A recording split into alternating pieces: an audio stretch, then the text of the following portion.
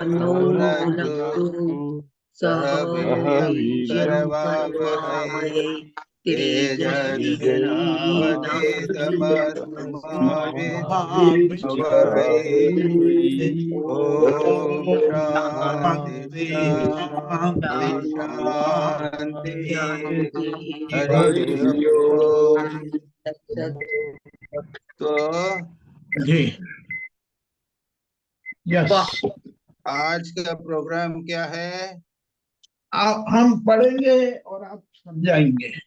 आप आज हमने जीवन मुक्ति विवेक जो पोर्शन है हाँ उसमें से आप लोग हिंदी संस्कृत पोर्शन प्रोनाउंस कर सके तो नहीं है, वो तो संस्कृत तो बहुत ज्यादा है, वो तो जी इतना डिटेल पढ़ा जा नहीं सकेगा, बीच हाँ बीच में श्लोक हैं, जी लेकिन हम शुरू कर सकते हैं।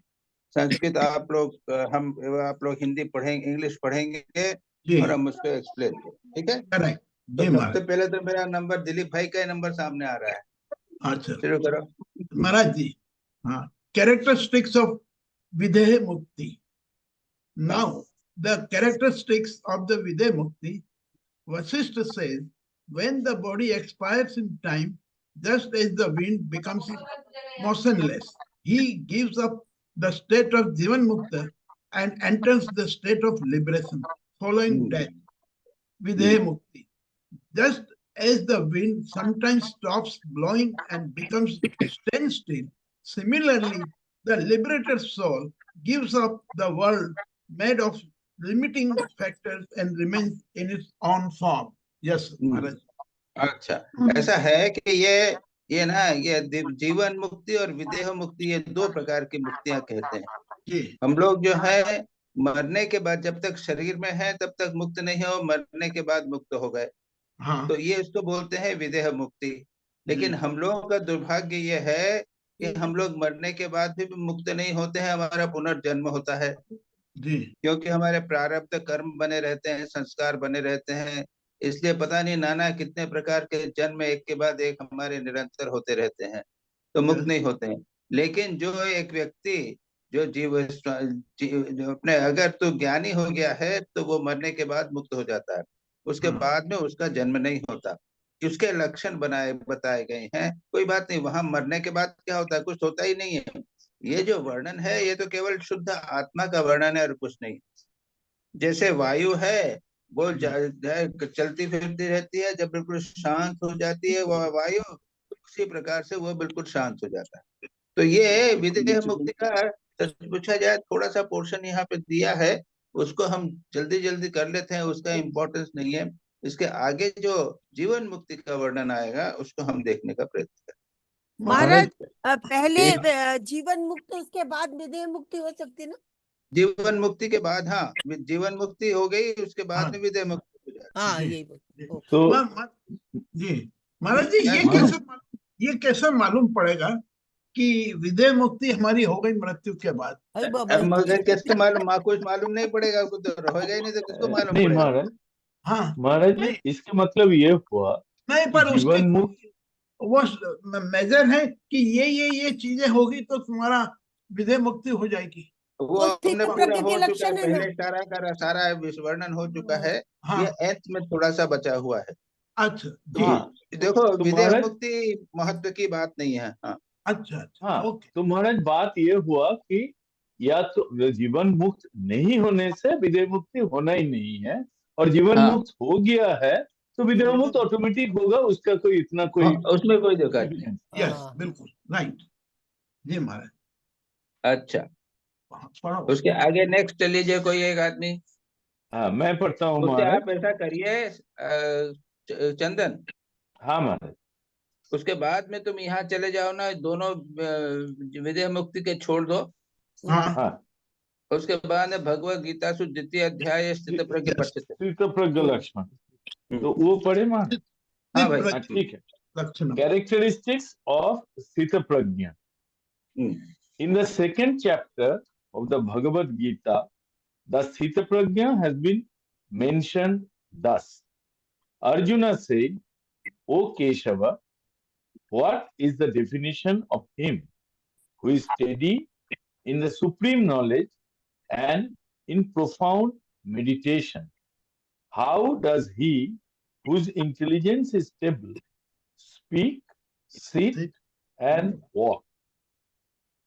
Supreme knowledge means knowledge of the ultimate reality. It is of two kinds, abiding and non-abiding.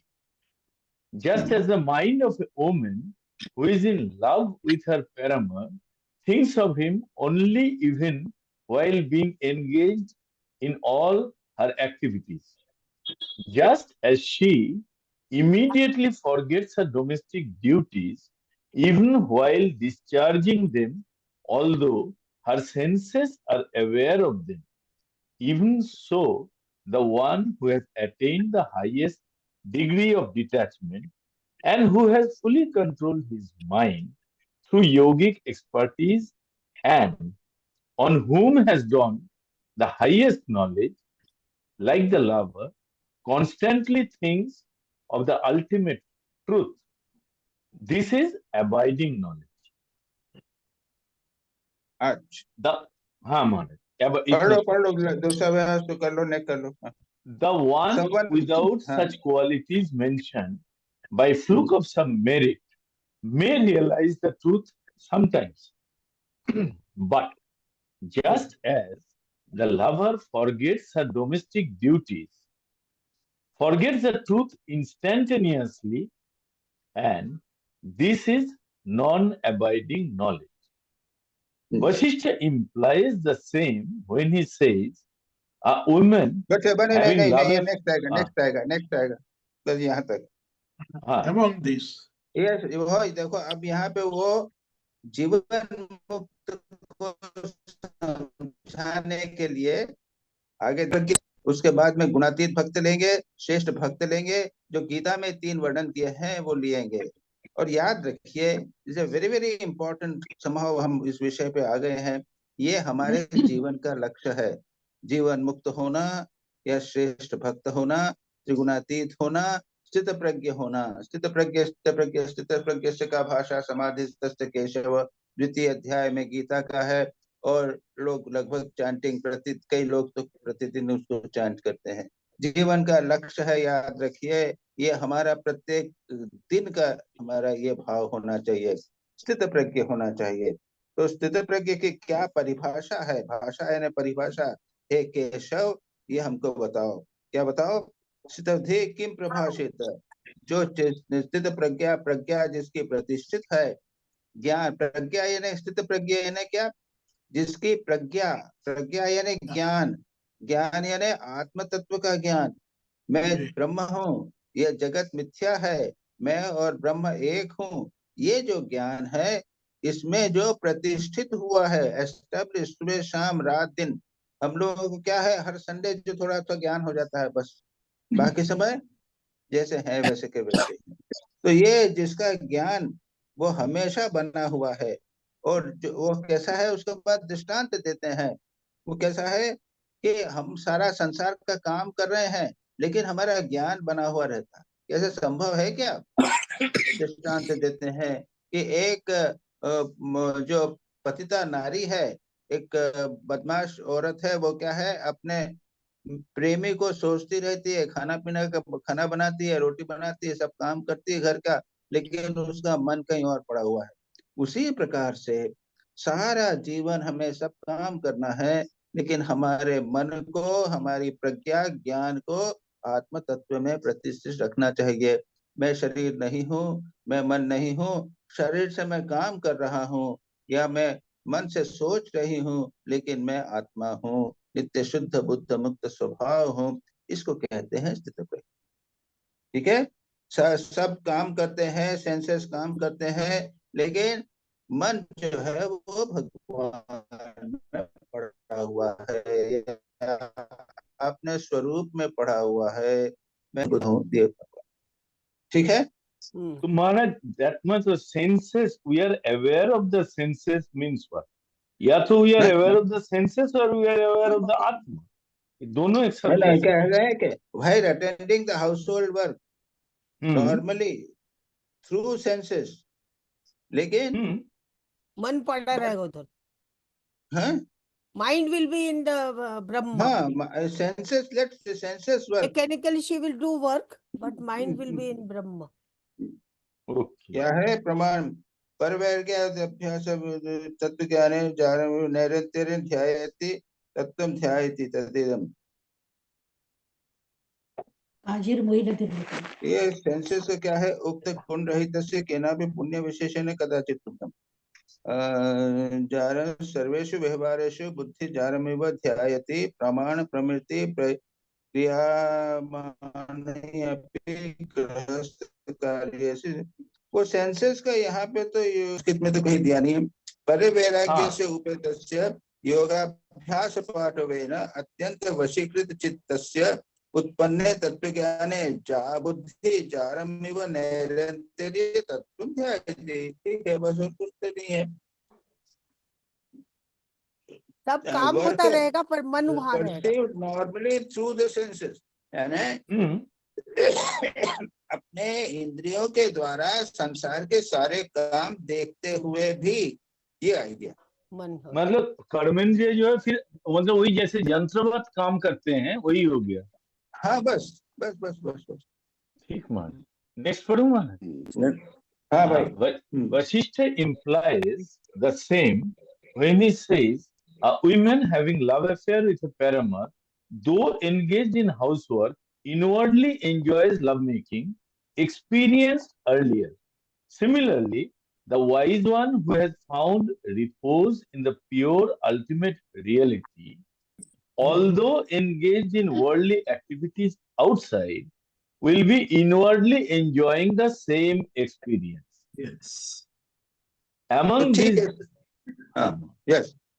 Among these Sthita Prajnas, there are two types distinguished by time. One fixed in abstract meditation, and the other who has just come out of that. Their characteristics are being asked by Arjuna in the first and second half of the verse respectively. What are the characteristics of the Sthita Prajna who is absorbed in meditation? How do others describe him in words? How does the Sthita Prajna who has just risen from meditation speak? In what way his sitting and walking are different from those of ordinary people? जब स्थित प्रज्ञ की बात आप कर रहे हैं तो दो प्रकार के स्थित प्रज्ञ कहे हैं। एक तो ये क्या है कि वो जो हमेशा भगवान के तत्व में विलीन हो रहा है, बैठा हुआ है, इन एब्स्ट्रैक्ट फिक्स मेडिटेशन, डीप गहरे ध्यान में डूबा हुआ है। और दूसरा वहां से उठ के संसार का काम धाम कर रहा है। ठाकुर एक तो समाधि में है और एक है ठाकुर चलते फिरते बात कर रहे हैं, सब कुछ काम कर रहे हैं। तो इन दो का आप वर्णन कीजिए।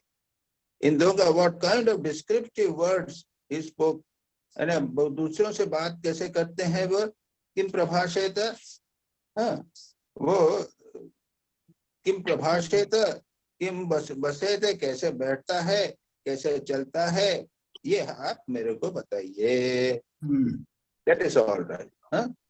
महाराज नॉन अबाइडिंग का क्या है अर्थ? Non abiding, non abiding, not abiding यानी स्थायी नहीं बैठा हुआ, स्थायी नहीं रहता। हाँ ठीक है महाराज जी। हाँ महाराज जी नेक्स्ट मैं पढ़ूं? नहीं, एक मिनट हाँ एक मिनट। नॉन अबाइडिंग पूरा पढ़ो तो सेंटेंस बोल दो। नॉन अबाइडिंग माने जो समाधि में नहीं है। नहीं ऐसा नहीं है। इसमें दो प्रकार है माने जो समाधि में है, abiding and constantly thinking of the lover, और दूसरा है non abiding. Non abiding knowledge महाराज ऐसे बोल रहा है, the one without such qualities mentioned by fluke of some merit may realize the truth sometimes, just as the lover forgets the domestic duties, forgets the truth instantaneously, and this is non-abiding knowledge. कभी कभी होता है वो स्थित प्रज्ञा जो है वो स्थित नहीं हुई। हाँ, स्थित नहीं हुई। हाँ हाँ, हमने ध्यान किया, ध्यान में अच्छा विलीन हो गया, आत्म तत्व का चिंतन हो गया, मन एकाग्र हो गया, लेकिन जब उसके बाद उठे तब भूल गए उसको। इसको कहते हैं नॉन अबार्डिंग। हम लोग की यही स्थिति है, हमारी प्रज्ञा ज्ञान अभी स्थित नहीं हुआ है। not established. Not established. हाँ भाई पढ़ो Sujit. Debashish. The Lord said, O Partha, when a yogi becomes contented with the self within himself and renounces all desires which are in his mind, then he is called as Sthitaprajna, one who is firmly established in highest knowledge. Yeah, there are three kinds of desires: from external stimuli, from inward contemplation, and those that are potentially lying. Sweets, etc., that have been earned are external desires. Thinking of sweets in the mind are inward desires. Those desires that are occasionally and casually felt, such as a straw seen while going one's way, are potential.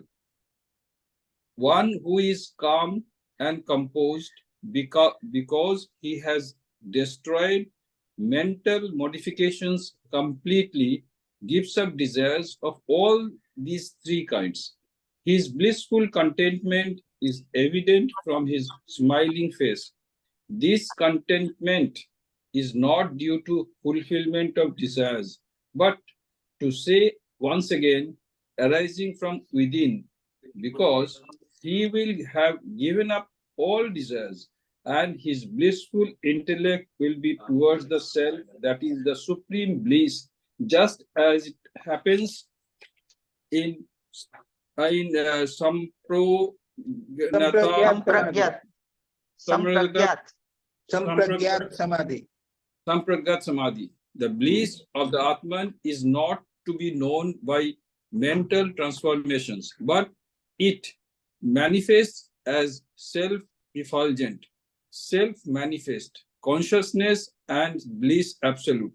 The blissful contentment is also not in the form of a mental state, but only as the impression of that form.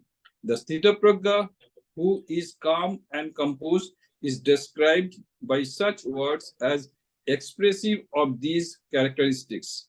क्या कहा है कि स्थित प्रज्ञ जो है उसका वर्णन क्या है? यानी यहाँ कहते हैं कि जब व्यक्ति अपनी सारी वासनाओं को त्याग देता है, यदा सर्वान कामान, समस्त कामनाओं को जो मन में है उसको त्याग देता है और कम आत्मा में ही संतुष्ट रहता है, उसको स्थित प्रज्ञ कहते हैं। और स्थित प्रज्ञ का अर्थ है कि ज्ञान में प्रतिष्ठित होना। ये जूम मीटिंग में हमने किया और शाम तक उसको भूल गए, ये नहीं, उसको हमने ऐसा प्रतिष्ठा किया कि हमारे शरीर मन के अंदर अपने हमारे व्यक्तित्व में और चरित्र का एक अंग बन गया। तो ये इसका जो लक्षण है उसमें कौन है? वो आत्मा में ही संतुष्ट रहता है और कामनाओं में जितनी भी कामनाएं हैं उनको त्याग दिया। और उसके बाद इन्होंने कामनाएं बताई। 3 प्रकार की कामनाएं होती हैं। एक प्रकार की है जो बाहरी है, स्पष्ट रूप से विद्यमान है, हम उसको एंजॉय कर रहे हैं, लड्डू खा रहे हैं। दूसरा है जो मन में है, जो मन में होती अभी बाद में कभी आएगी वासनाएं। ये सारी वासनाएं जिसकी नाश हो गई है उसको स्थित प्रज्ञ कहते हैं। यही, और तो कुछ नहीं। और कुछ इसमें कुछ है, किसी को पूछना है? तो महाराज जी वो क्या काम करते हैं? तीसरे में क्या अंतर है? दूसरे और तीसरे में महाराज जी इंटरनल एंड अनुभव। एक पहला बार तो समझ गया ना, पहला तो सामने आया है। और दूसरा है हमारे मन में इच्छा है। अच्छा है, हाँ। और तीसरा क्या है कि कभी इच्छा मन में उठी, बीच में उठी, देखी, किसी चीज को देखा तो हाँ, उसमें और कामना पोटेंशियल क्या जागती है। अचानक आ गया, ओके। यानी मन में तो डिजायर है ना, देखो मन में अच्छा कपड़ा पहनने की डिजायर तो पक्की है, लेकिन पोटेंशियल डिजायर जो है जब हमने किसी वस्तु को सामने देखेंगे तब डिजायर उत्पन्न होगी। हाँ हाँ हाँ। उसको जो सबकॉन्शियस में रह गया है वो कभी कभी उठता है ऊपर, दैट्स व्हाट। नहीं, वो Stimulation हो नहीं, जाता वो है। नहीं, वो नहीं, यहाँ सबकॉन्शियस वाले जो है वो तो दूसरे प्रकार के आ महाराज किसी इसका चीज को मतलब देख समझ के में नहीं डिजायर आया। उठना। एक महाराज सेंटेंस जी, मैं तो पढ़ता हूँ जैसे कि महाराज। ना one Maharaj chance Maharaj as ji, one chances upon grass while going on the रास्ते में चल रहे हैं, अचानक दिख गई, उसको पोटेंशियल हुआ। समझ गया मैं। महाराज और जी, उसके बाद में एक बार उठी है, उसके बाद में घर मन में पड़ी, थोड़ी सी पड़ी, संस्कार के रूप में नहीं है, उठी है, बनी हुई। महाराज जी एक चीज पूछो हाँ। महाराज जी, हाँ, ये जो स्थितोपज्ञ का कैरेक्टरिस्टिक इन्होंने बताया यहाँ इस श्लोक में, तो वो क्या काम करते हैं? मतलब उसका तो वासना खत्म हो गया, तो हम लोग तो वासना के चलते ही काम करते हैं, तो फिर उनको कोई काम ही नहीं कर पाते वो। अरे दूसरे सब को काम क्यों नहीं करते काम हैं। कर पाते हैं? हम क्या करेंगे? काम नहीं कर पाते, माने अगर काम करते भी तो है दूसरे के भला के लिए करेगा, ऐसा कुछ होगा क्या? और जो भी हो, जो भी काम करता है वही करता ही है, हाँ, जो है वैसा का वैसा ही बना रहता है, माने टोटली सेल्फ तो कोई फर्क नहीं पड़ता, अनसेल्फिश। कोई फर्क नहीं पड़ता, स्थित प्रज्ञ है।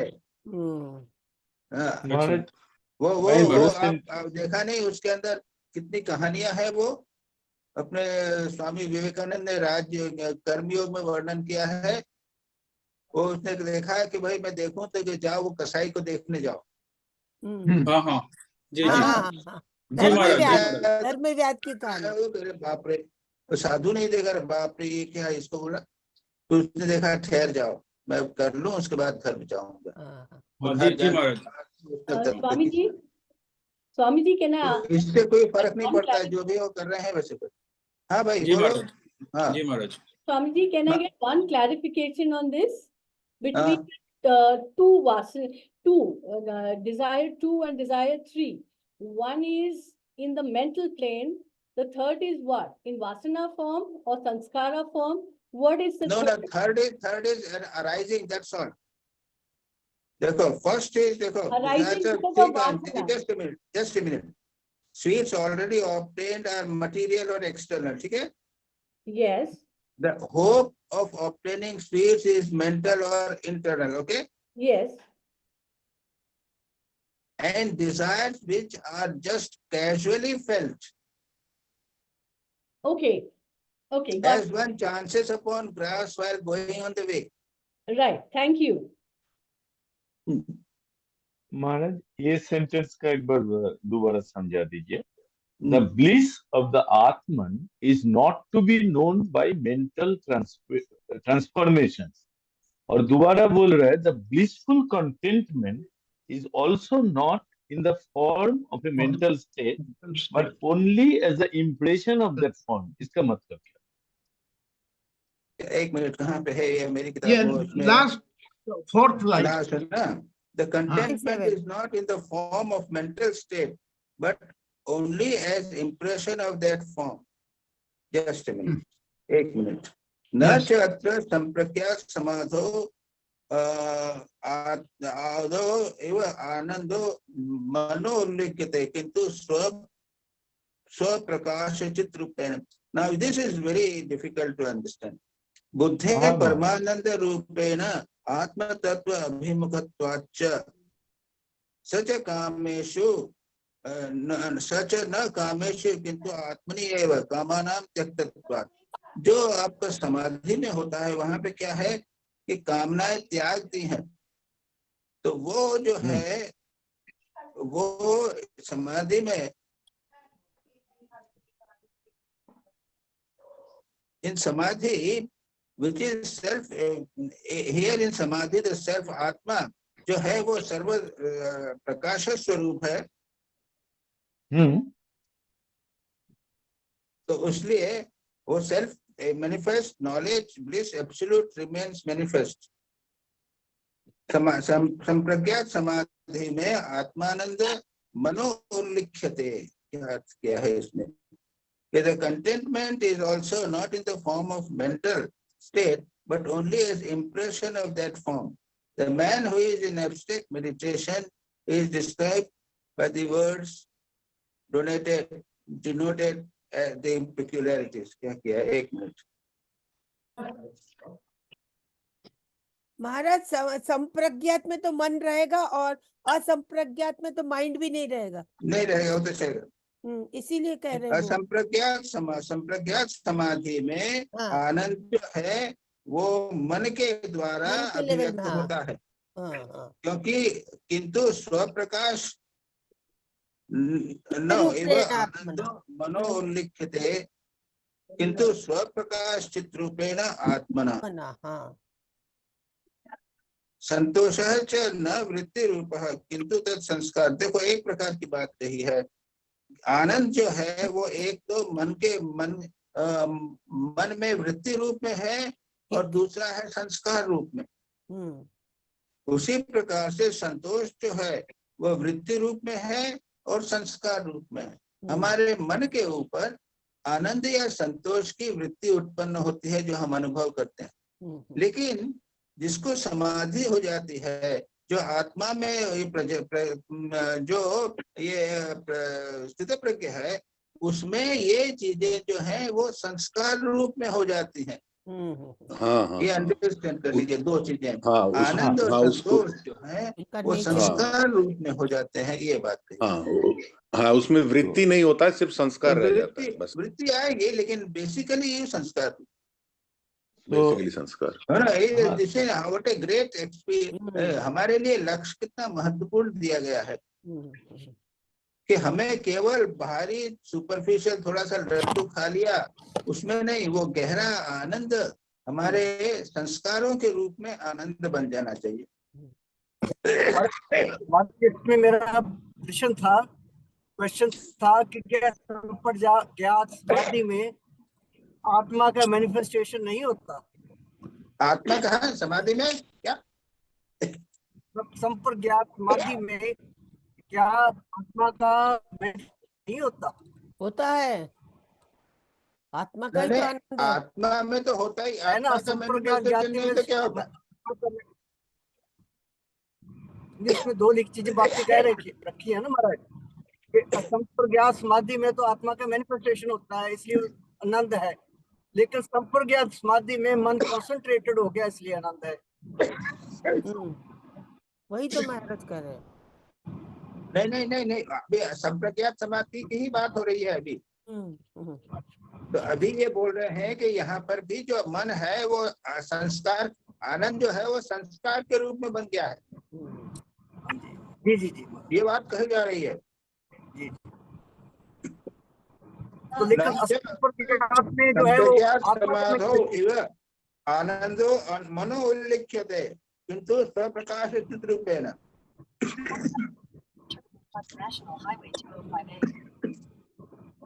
Swami ji,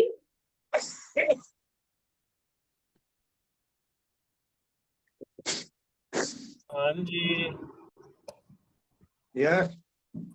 Swami ji, that means the whole fabric of the mind hasn't changed. In Sampragyat Samadhi, it is a meeting of the sanskar with the vritti, but the whole fabric of the mind has not changed. No. Yes, it is there. That is संस्कार तो है ना. हाँ, संस्कार means the vritti. They join. No. So vritti in ordinary enjoyment, our only vrittis are there. लेकिन इन संप्रज्ञात समाधि गहरे deep sanskaras are there. Right, vritti joins with the sanskar, but for a temporary period. The whole fabric of the mind, the whole prithvi of the mind doesn't change. Yes. What do you mean by sanskara? Sanskar is a deeper level, but they can be so many. No. Deep level. Sanskara always means deep level. No, but when is it that when all the samskaras become one? No, that will become sampragyat samadhi. असंप्रज्ञात. Right. Shall we go ahead? Yes. Third. This is wonderful. दुखेषु अनुद्विग्न मनः सुखेषु विगतस्प्रिय वीतराग भय क्रोध स्थितधि मुनिरुच्यते. पढ़ो. Who is reading? He who is not agitated in sorrow and not avaricious for happiness, and he who is free from passion, fear, and anger is a sthita pragya.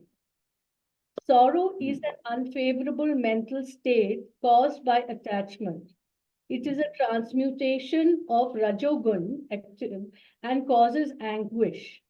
Being afflicted thus, one becomes remorseful and thinks, I'm an evil one, a sinner, fie on me. This is a transmutation of tamoguna, inertness, and is an erroneous mental state. Such mental transformation causes anxiety. Although it looks like discrimination, it is not so. Had it appeared in the previous life, it could have prevented evil actions and thus would have been useful. Now it serves no purpose and thus should be treated as a delusion. Caused by the gain of a kingdom, birth of an offspring, etc., a pleasing and favorable mental state formed by sattva guna is happiness. Having attained happiness, not performing such meritorious actions which could ensure continuation of that state for the future, and simply hankering after that state is avariciousness arising out of tamogun. For one who has come out of samadhi, mental transformations can occur. Pleasure and pain are justified in his case as much as being caused by prarabdha karma. Being a discriminating soul, he is not afflicted by either anxiety or grief. Similarly, passion, fear, and anger, being caused by actions of tamoguna, are not justified in this case because he is free from such actions. The sthita pragya, who is characterized by such distinguishing features, speaks to his disciples about his experiences in order to educate them, implying absence of anxiety and grief. It's a long commentary. Now the main thing is, he is not affected by raga, bhaya, krodha, happiness and misery, happiness and unhappiness. When there is unhappiness, suffering is there, he is not disturbed, he is not attached to pleasure and happiness, and he is beyond raga, bhaya and krodha. That is in short the description of a person with sthita pragya. Okay. So anything else here can be discussed?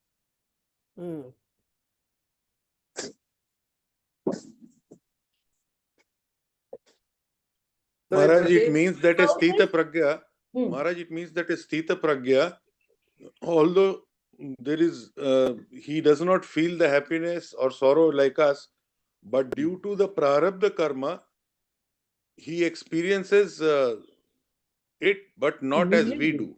Something Not like reacting, that. not reacting. Yes. Everything, suffering and happiness and misery, they come because of prarabdha karma. But then the reaction is not there. That is the point. Correct, exactly. Attachment and aversion, these things are not there. Not there. There's that udvega and spriha. I have got some happiness, so let me have more happiness. No, not that side. And I have got unhappiness, suffering, so you get restless. That is not there. That is the main thing. Maharaj mother के जीवन का है, mother के जीवन Mother ke जीवन है quietly everything is going एकदम on. quietly she's So doing much of everything. suffering and all that. Quietly, no disturb. No difference. You can get a lot of examples in the whole of literature. Swamiji,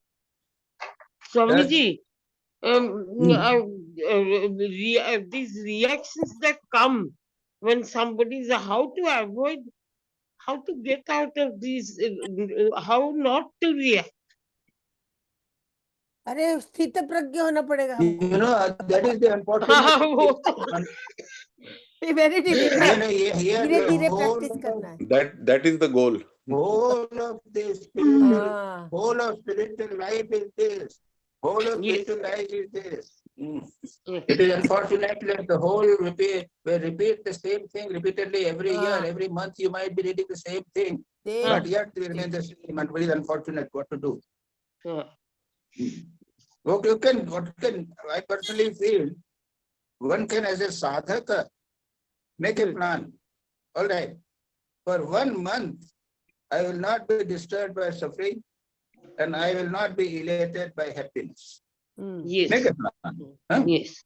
Yes. For 1 month, I will not have attachment, rag, dvesh, growth. For 1 month, let me see, I will not get angry. I will not have fear. I will not have attachment. Yes. Make a plan like this. 1 month, 15 days. Huh? Yes. That sort of a plan one can do and can practice. Okay. No anger, no fear, and no attachment. Whatever is in it, and then the dukkha, that chapter, that dukkeshu anudigna mana, no reaction to dukkha and no attachment to suffering, the pleasure, and attachment, fear, and anger. These are the 5 things being told in this sloka. Yaha sarvatra nabhisneha tattatrapya shubhashubham nabhinandati na dveshti tasya pragya pratishtita. He who is without affection on any side and does not rejoice or loathe as he gains good or evil, his wisdom is firmly established.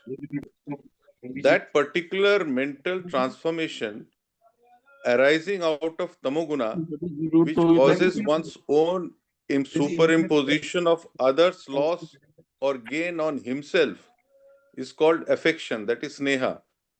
Pleasing things such as one's wife, etc., are regarded as good. The mental state that leads one to extol and enjoy their qualities is rejoicing, abhinanda. Such extolment fails to inspire others and hence gets wasted. The mental state which causes this is thus futile and is a form of tamoguna. Displeasing things such as accomplishment of others which cause jealousy in oneself are evil, ashubha. That mental state which induces one to detract others who have accomplished is loathing, dvesha. That too is futile and has risen from tamoguna because it fails to bring about disparagement of those who have accomplished. How can these aspects of tamoguna happen to one with discrimination? These being made of tamoguna, how can they happen to be one in description? A person who is sthita pragya. Sthita pragya is pragya. Pragya is knowledge brought out of discrimination. If a person is established in spiritual discrimination, how can these 3, which are out because of lack of discrimination, can be present? That is the idea. And all the 3 are told they are because of tamoguna. So we have to be very careful. So we have to be anabhisneha. Whatever is shubha or ashubha, whatever you get, you don't get attached to them, don't get aversion from them. Na abhinandati, na dveshti.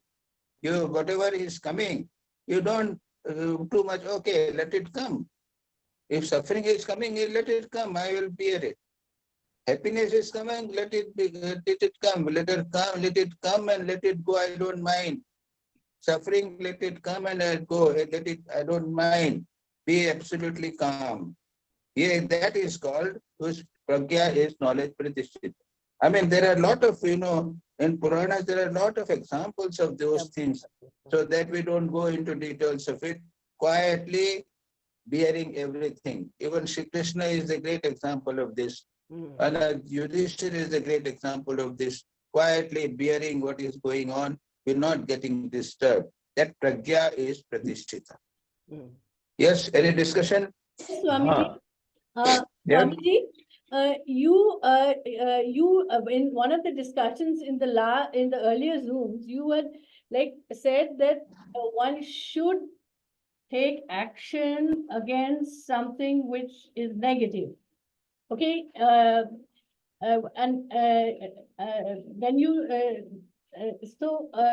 what should No, what you are talking about, what do you mean by negative? I don't understand. No, like suppose some problem is happening, okay, and you are very chilled about it. You say, okay, it's happening. I know it's going to pass away, but I'm not going to do any positive action to counteract it. And you said we should do positive action. I'm confused. No, they are sthita prajna, no reaction. Yeah, you see, yeah, Arjuna, Sri Krishna asked Arjuna to fight. And this knowledge is all given, Sthita Prajna is given to Arjuna to fight. Arjuna wanted to become Sthita Prajna. Okay, got it. Swadharma you have to do.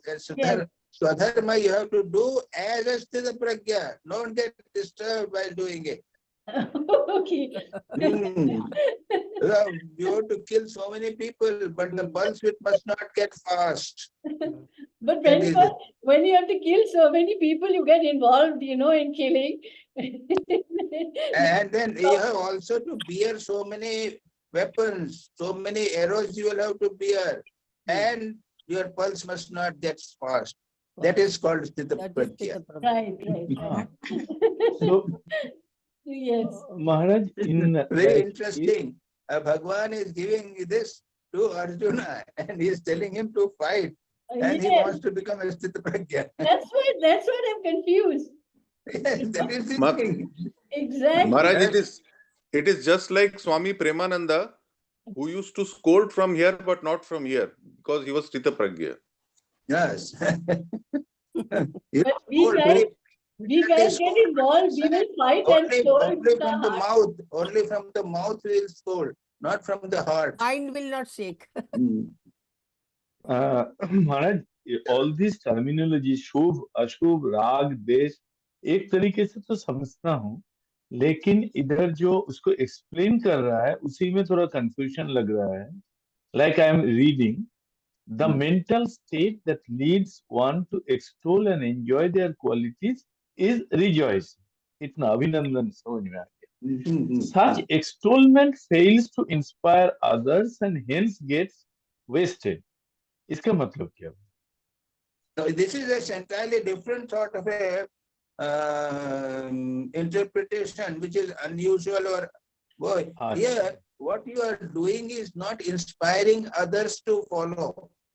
That is the thing. Isliye, this is it is a sociological relationship with external relationship.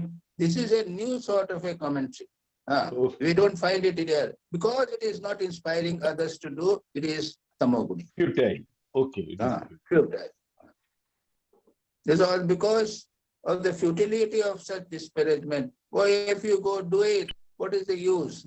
But it should be, it's not necessary. Even if it is not useful to us, what is the use of it? That is the thing. So, अभिनंदन नहीं करना चाहिए. यदा संहरते छायां कूर्मोऽङ्गानीव सर्वशः इंद्रियाण्यन्त्यार्थेभ्यः तस्य प्रज्ञा प्रतिष्ठिता. When again he withdraws his senses from the sense object from every side, just as the tortoise draws its limbs into the shell, then his wisdom is firmly established. In the previous two stanzas, it has been mentioned that the mental transformations arising out of the tamogun will not be present in one who has come out of the samadhi. And when he is in samadhi, mental transformation being absent, how come then the stanza implies?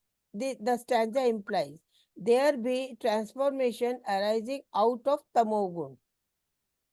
Now there is the opposite side. Yada samvarate.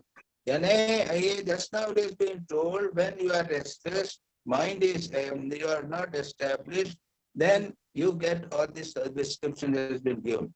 But when Sthita Prajna is established, when he comes out and moves about, yada samvarate chayam kurmo angani va sarvashah. When he has fully controlled his senses, just like a turtle. Similarly, when he has controlled his senses completely, in that case, his mind is completely established. So, here, there is another aspect which is being told about Sthita Prajna is that his senses must be fully under control. That is an important thing. When in profound meditation there are no transformation at all, how then the stanza implies, can there be any doubt of tamoguna? Here, in our book there is here also this, but in the commentary, repeatedly he talks in terms of tamoguna. Doesn't matter. The idea is that if a person is fully established in once is Atman, Pragya, then his senses will also be controlled and they will not go after the objects. Indriyani indriyarthebhyah, from this objects of enjoyment, it will not go. Then stanza implies, can there be any doubt of tamoguna transformation? Then when a full mind is fully established, how can that mind go after sense objects? Anything? Now, two, three shlokas are of similar type about sense control. Shall we get to another shloka? Vishaya vinivartante niraharasya dehinaha rasavarjam rasopyasya param drishtva nivartate. The sense objects retract from the abstinent man, but the longing for them remains. But his longing also ceases to exist after he realizes the Supreme. Some happenings, such as moonrise and darkness, causing pleasure and pain, are brought about by prarabdha karma. Others, like house, farm, etc., by human efforts, are earned by human efforts. Among these, the moonrise, etc., cease to exist in samadhi, wherein all the senses are totally withdrawn and by no other way whatsoever. But house, etc., can be made to cease even without samadhi, accomplishing itself bring to pass, that is, by strenuous and continuous endeavor. House, etc., do not come up for the non-enterprising, but the rasa, that is, mental thirst or longing for the house, etc., remains. Yes. Even this longing for the objects of little joy disappears after seeing the self, which is bliss absolute. The Upanishad, which says, we who have trained this self, this world itself, what shall we achieve through begetting children? Is the authority in this regard? क्या कहा है यहाँ पे? कहते हैं there are two types of objects, और दो type के ऑब्जेक्ट्स होते हैं, pain and pleasure and pain करने वाले ऑब्जेक्ट जो हैं वो सुख दुख देने वाले होते हैं, प्रारब्ध कर्म के द्वारा प्राप्त होते हैं, और बाकी जो दूसरे हैं वो हमारे पुरुषार्थ से होते हैं, जो अपने स्व प्रयत्न से होते हैं। और जो सूर्य चंद्रमा उगा इत्यादि जो है, ये अगर ध्यान करेंगे तो ये ध्यान के समय वो सब नहीं रहेंगे, लेकिन जो हमारे मकान बनाया है वो कब है, वो तो बना हुआ है। वो कहते हैं कि जो वो भी जो है, हम समाधि में जब डूब जाएंगे तो वो भी समाप्त हो जाएंगे। आहरन अनाहारः रसवर्जम रसोप्यस्य परम दृष्ट्वा निहारते, यानी जो आहरणम ये कहते हैं रसो निराहरणम, यानी जो प्रयत्न के द्वारा प्राप्त होते हैं एक वो ये है, और जो दूसरी चीजें हैं वो अपने आप प्राप्त होती हैं। और दोनों जो चीजें हैं ये परमात्मा तत्व का ध्यान करने पर दूर हो जाती है। Longing for the sense objects of little joys is to be finding the self which is तो ये परमात्मा जो आनंद स्वरूप परमात्मा को प्राप्त होने पर दोनों प्रकार के विषय जो संस्कार के रूप में रहे या विषय उसको एंजॉयमेंट के रूप में रहे, सब चले जाते हैं। अरे भाई कौन बोल रहा है वहां पे, देखो तो संजय, बंद हो गया ना, चलो। अच्छा, इसमें कुछ प्रश्न करना है, डिस्कशन करना है, बोलो। महाराज जी, ये मून राइजिंग और डार्कनेस को एग्जाम्पल के तौर पे क्यों लिया गया है? वो तो नेचुरल फिनोमिना है। हाँ, नेचुरल फिनोमिना, मेरे को भी समझ में नहीं आ रहा है कि ये वो कहते हैं अलोन, क्या कहते हैं, some objects causing pleasure and pain are brought about a prarabdha karma. जैसे सूर्य चंद्रमा का उदय और चंद्रमा का समाप्त, ये जो है एक तो हमारे जो सुख दुख है वो प्रारब्ध कर्म से होते हैं और दूसरे स्व प्रयत्न से होते हैं, ये बता रहे हैं यहाँ पे। तो प्रारब्ध कर्म का एक दृष्टांत लिया है उन्होंने चंद्रमा, और पुरुष उद्योग का दृष्टांत लिया है ग्रह कर्म, घर इत्यादि बना। तो चंद्रमा हमको बनाने की चंद्रमा हमको बनाने की जरूरत नहीं है, वो तो पहले से विद्यमान। चंद्रमा घटता बढ़ता रहता है। बहुत सारी स्कीम।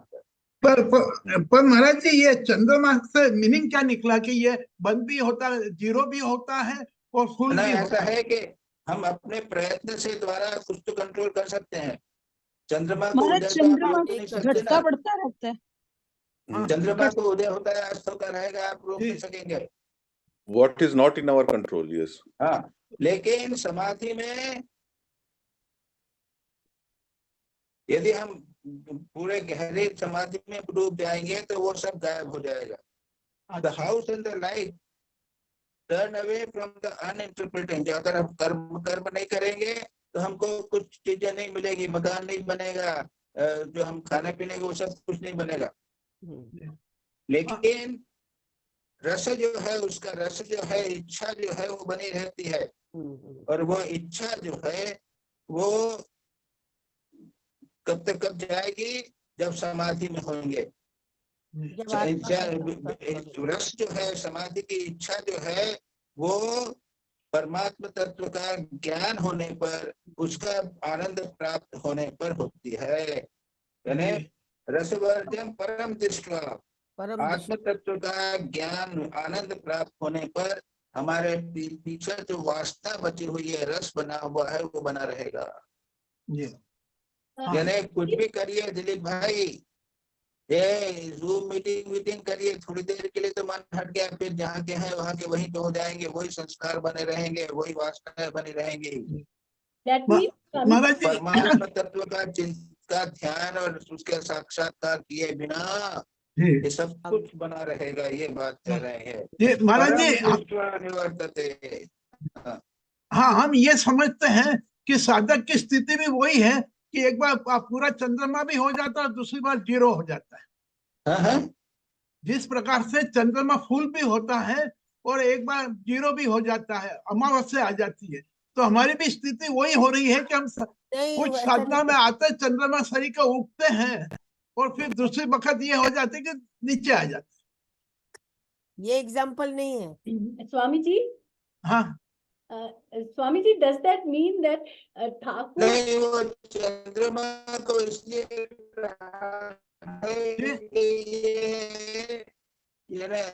ये जो है ना वो हमारे हाथ में नहीं है।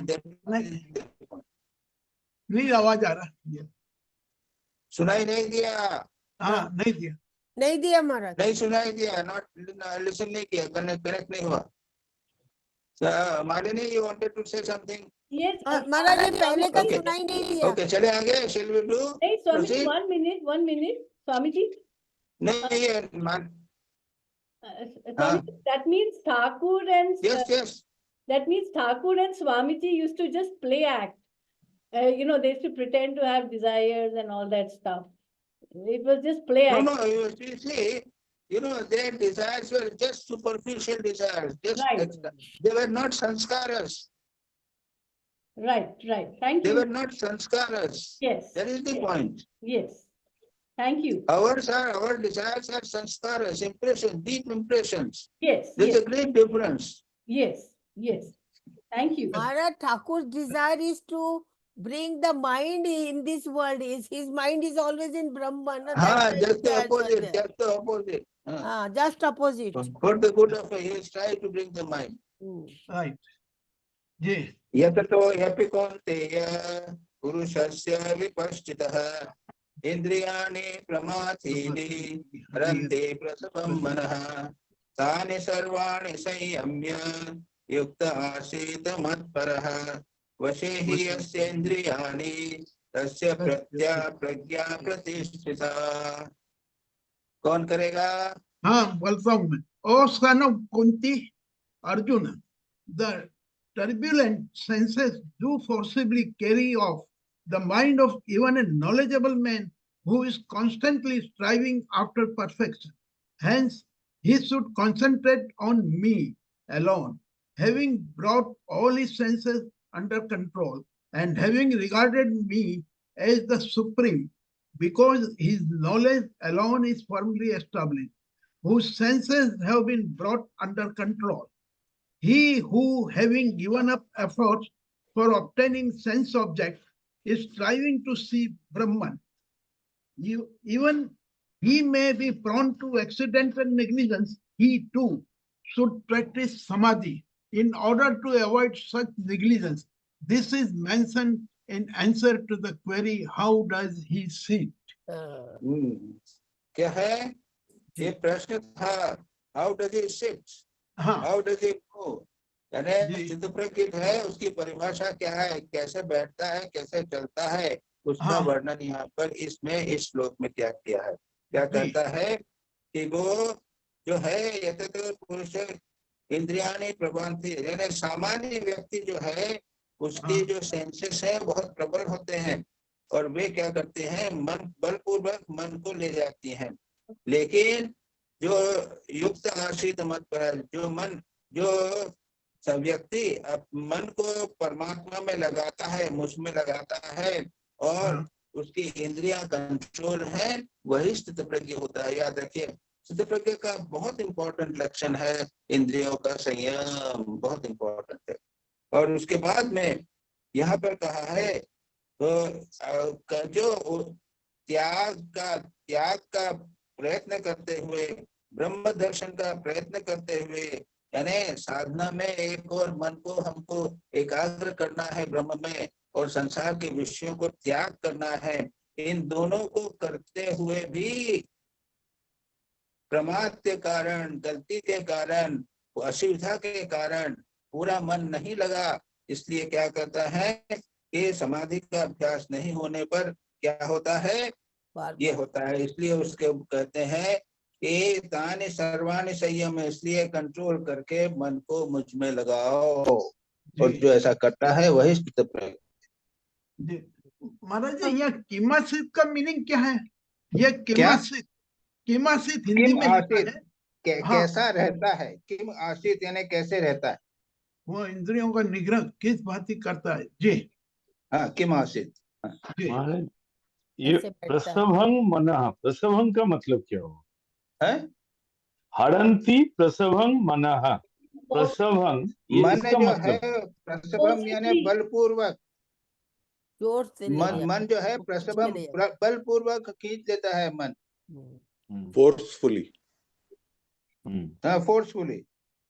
हरंती प्रसभम, मन जो है वो बलपूर्वक इंद्रियों को, प्रमाथी ने इंद्रियों को बलपूर्वक इंद्रियों को वो खींच लेता है। ठीक जी ठीक।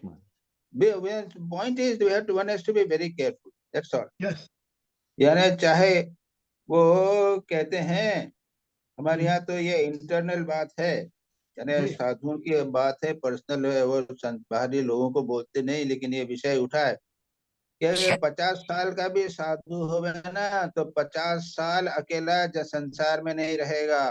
सावधान रहना भाई। 50 साल से तपस्या की है संयम की, लेकिन इसका मतलब नहीं है कि पूरा बिल्कुल ठीक हो गया। अपने को विषय में मत डालो। जी 50 साल है तो 50 दिन भी अकेला नहीं रहना, साधुओं के बीच में रहना, आश्रम में रहना। हाँ हाँ साधु सावधान बोलते हैं ना। महाराज जी, जो हिमालय पे जाके रहते हैं, हाँ उनके लिए फिर क्या पोजीशन होती है? हाँ, उनके लिए उनको बहुत ज्यादा सावधान रहना पड़ता है। अच्छा, उनका तो और प्रॉब्लम। और उनमें चांसेस, पतन के चांसेस ज्यादा रहते हैं। अच्छा मन को तो ठीक करना सबसे इम्पोर्टेंट है। ध्यायतो विषयान् पुंसः संगस्तेषुपजायते, संगात् संजायते कामः, कामात् क्रोधोऽभिजायते, क्रोधात् भवति सम्मोहः, सम्मोहात् स्मृतिविभ्रमः, स्मृतिभ्रंशात् बुद्धिनाशो, बुद्धिनाशात् प्रणश्यति। When a man ponders over the sense objects, yes, he gets interested in them.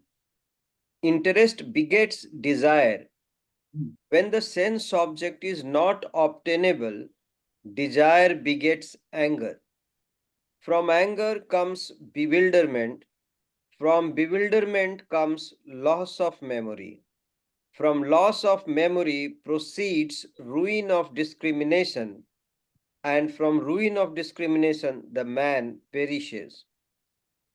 How negligence takes place in the absence of a continuous practice of samadhi is described here.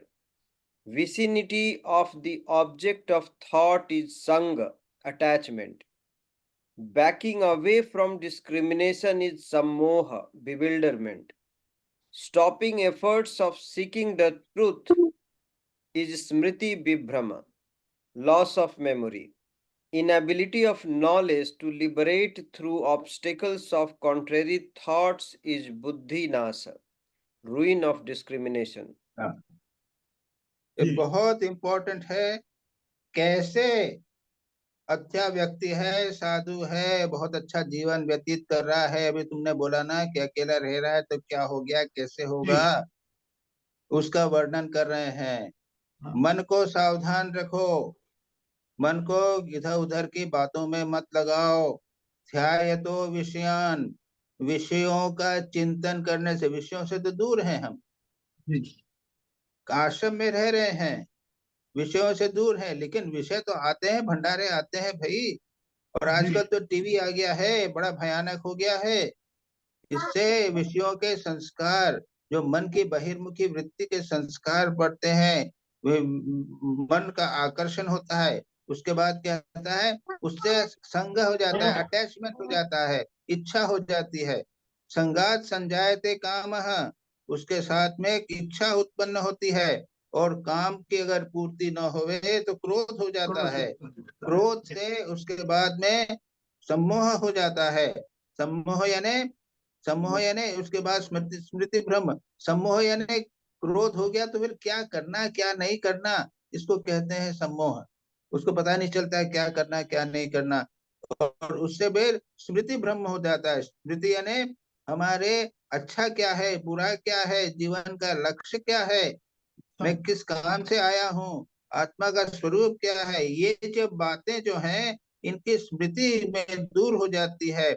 और स्मृति का नाश होने पर क्या होता है, बुद्धि नाश हो जाता है। बुद्धि का नाश होने पर सर्वनाश हो जाता है। जो एक एक स्टेप द्वारा विषय का चिंतन करने को, मन को फालतू छोड़ते ही सब चीजें हो जाती हैं। देखो एक दिन में किसी का पतन नहीं होता, याद रखिए।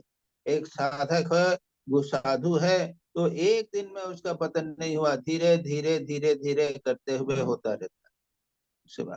तो वो कई बार हमारे साधु लोग मजा करते हैं कि कहते हैं कि देखो, क्योंकि देखा है कि आदमी बड़ा बड़ा बढ़िया साधु जा रहा है, तो वो दूसरे साधु को बोलता है ये कहाँ है, कहीं वर्णन है सब बता रहा था, ठाकुर ही बोल रहे हैं ना, ठाकुर का ही है वचनामृत में ये कहीं पे। तो ठाकुर जा रहे हैं, बैठे हुए हैं, और एक साधु बैठा हुआ है, तो बोलते हैं ठाकुर, साधु देखते ही बोलते हैं ठाकुर को, कहो परमहंस बाबा कैसे हो तुम। तो ठाकुर चुप रहे, बाद में हृदय कहते हैं अरे ऋतु, इसके पास इसको पैसा हो गया है, इसको प्रणामी मिलते मिलते पैसा हो गया है, तो इसकी वाणी जो है ना किरकिर हो गई है, जरा अकड़ के बोलने लग गया है। तो जिस प्रकार धीरे धीरे विषय आ जाते हैं, मन थोड़ा बाहर हो जाता है, तो फिर एक बार थोड़ा सा बाहर नहीं होता, फिर बहुत बाहर हो जाता है जी। तो पहले तो कमरे में एक एक टेबल कुर्सी थी, ठाकुर के फोटो थे, और एक बैग में थोड़ी सी कपड़े थे। लेकिन धीरे धीरे धीरे उसमें कमरे में एसी भी आ गया है, और एक लाइब्रेरी जैसी पुस्तक हो गई है।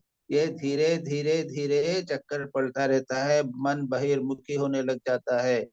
तो ये धीरे धीरे धीरे पतन होता है आध्यात्मिक जीवन, और one has to be very careful.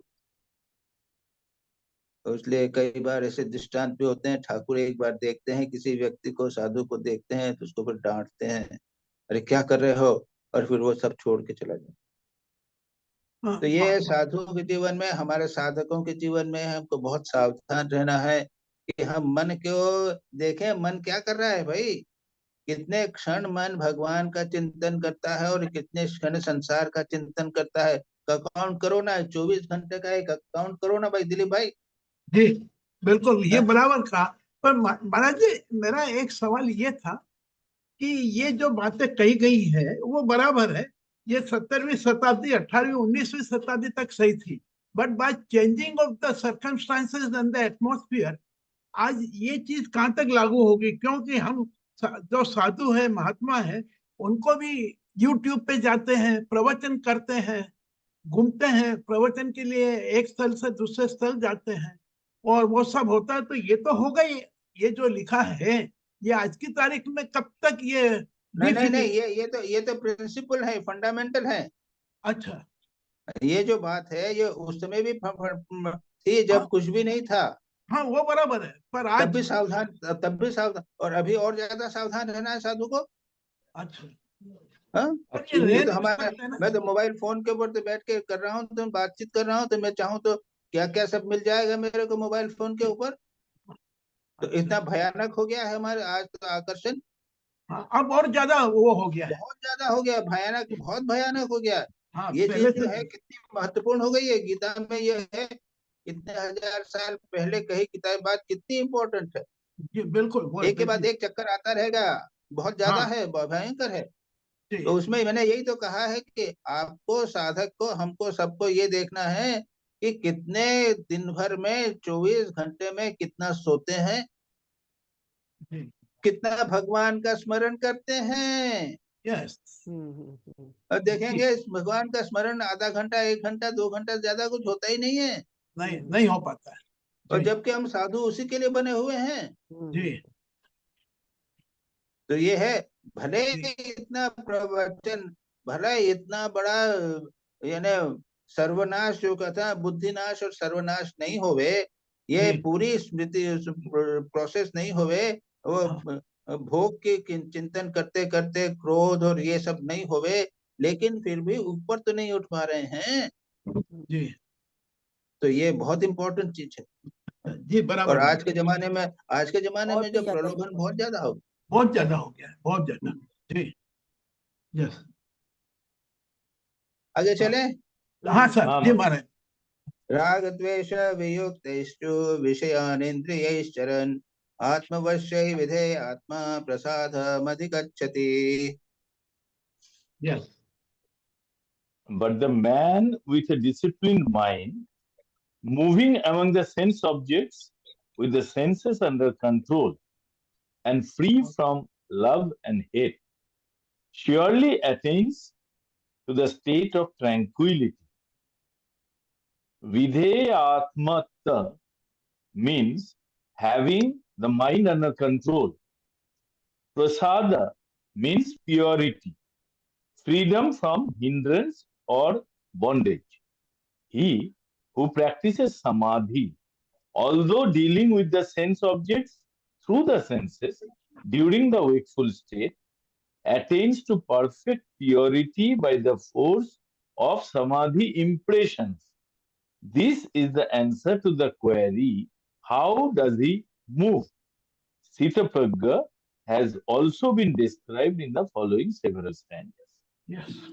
ये है स्थितप्रज्ञ से यहाँ तक लिए है, उसके बाद में जो है वो दूसरे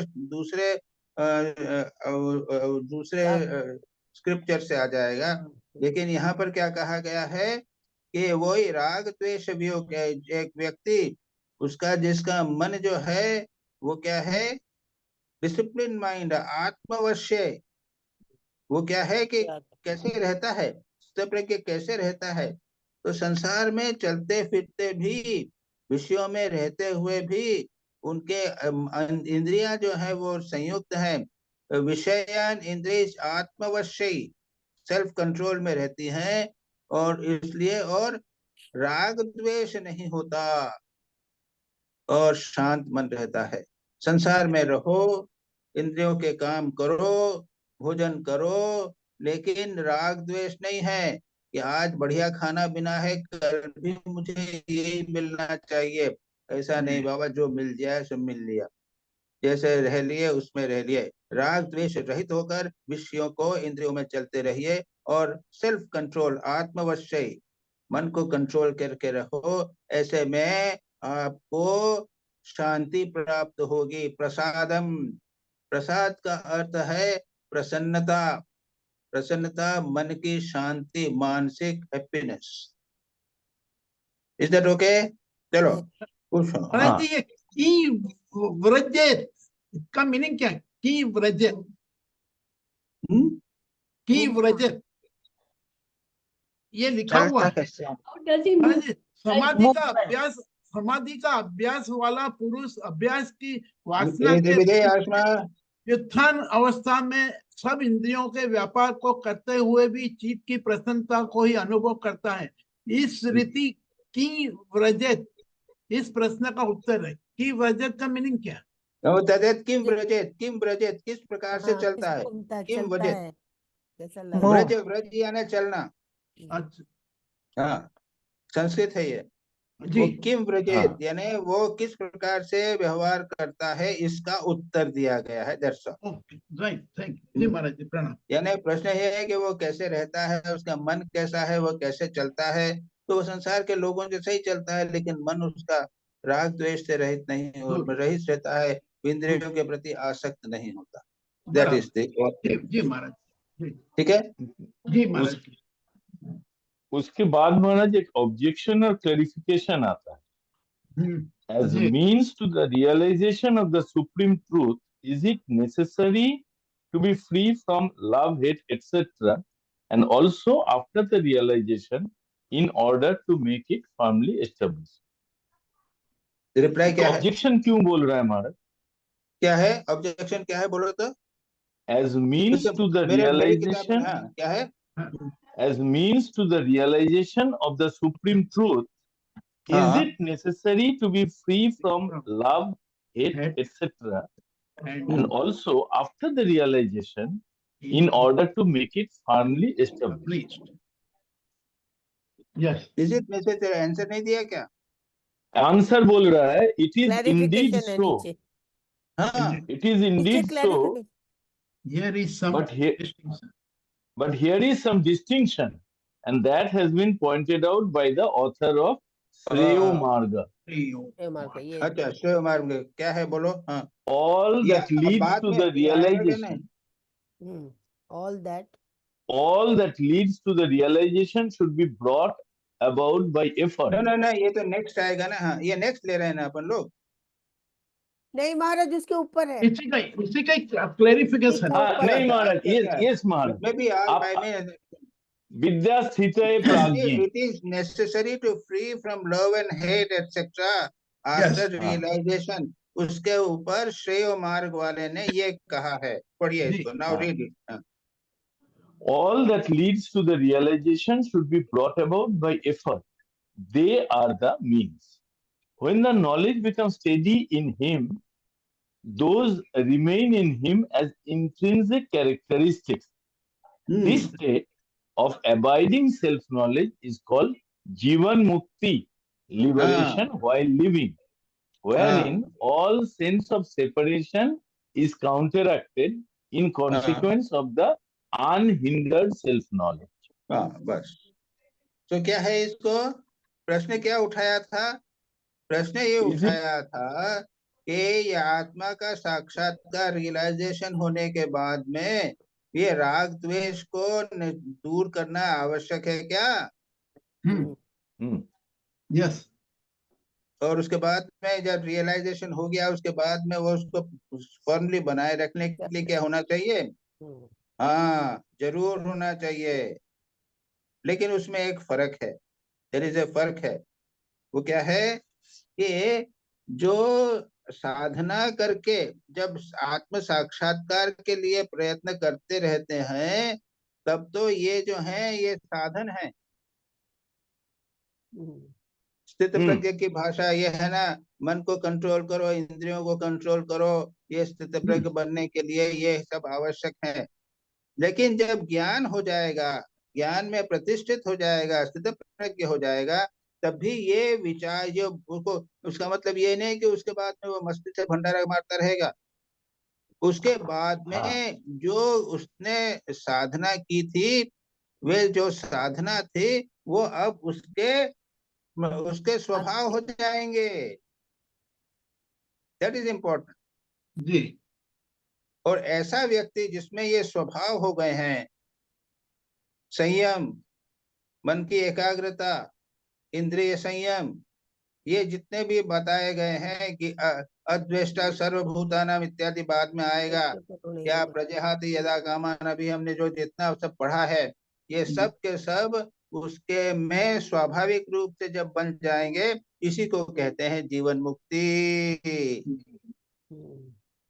याद रखिए, जीवन मुक्ति ये लक्ष्य है.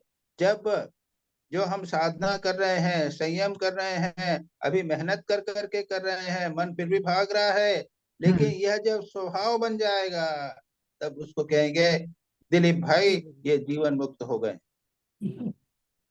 ये पहले इतनी मेहनत कर करके ध्यान जब करते थे, अब तो स्वाभाविक रूप से ध्यान करते हैं. अभी कोई इंद्रियों कंट्रोल का आवश्यक नहीं, इंद्रियों की तरफ मन जाता ही नहीं है. पहले टीवी में को बंद करके रखना पड़ता था कि अरे टीवी नहीं खोले, अब इच्छा ही नहीं होती खोलने की. बिल्कुल बिल्कुल सही. जी महाराज. ये इसको कहते हैं जीवन मुक्ति. स्वाभाविक रूप से मन बाहर की ओर नहीं जाता, स्वाभाविक रूप से लगा रहता है कि भाई चलो गीता पढ़ लिया जाए. सुबह से शाम तक बैठे तो गीता ही पढ़ रहे हैं. तो पहले जो है वो सुबह से शाम टीवी के सामने बैठे रहते थे. ये इसको कहते हैं जीवन मुक्ति. ओके. जी. ठीक है जी. भगवत भक्तो द्वादश अध्याये भगवता वर्णितः अद्वेष्टा सर्वभूतानां मैत्र करुण एव च निर्ममो निरहंकारः समदुःख सुख क्षमी संतुष्ट सततम योगे यतात्मा दृढ़ निश्चयः मय्यर्पितो मनो बुद्धिर्यो मद्भक्तः समे प्रियः। कौन पढ़ेगा? कोई दूसरा लो, दूसरा लो। Characteristics of the Rita, Bhakta. Rita is now not doing anything. Sucharita पढ़ रही है इसमें। रीता जी, अच्छा कौन? सुचरिता पढ़ रही है। यस, हाँ पढ़िए डॉक्टर साहब। अच्छा वो पढ़ो, सुचरिता पढ़ो, सुचरिता पढ़ो, ठीक है, okay. Characteristics of the Bhakta. In the 12th chapter of the Bhagavad Gita, the Lord has described the Bhakta or his devotee thus: he who does not hate any being and who is friendly towards them, compassionate, who is free from egoism and from the sense of mind, even-minded in pleasure and pain, who is patient, always happy, steady in meditation, self-controlled and resolute, with his mind and intellect fixed in me, and he who is thus devoted to me is dear to me. Yeah. While Okay. in the samadhi state, the devotee has his mind fixed in God, and hence there cannot be any other thought. When not in samadhi, though his mind thinks of the objects, is indifferent to them, and hence neither happy nor sorry. Thus has even-mindedness in pleasure and pain. Thus the pairs of opposites are to be understood in the following stanzas also. Later on आएगा, उसके बाद में other श्लोक में भी दूसरे जो बताएंगे ये पेयर्स ऑफ अपोजिट, यानी क्या है?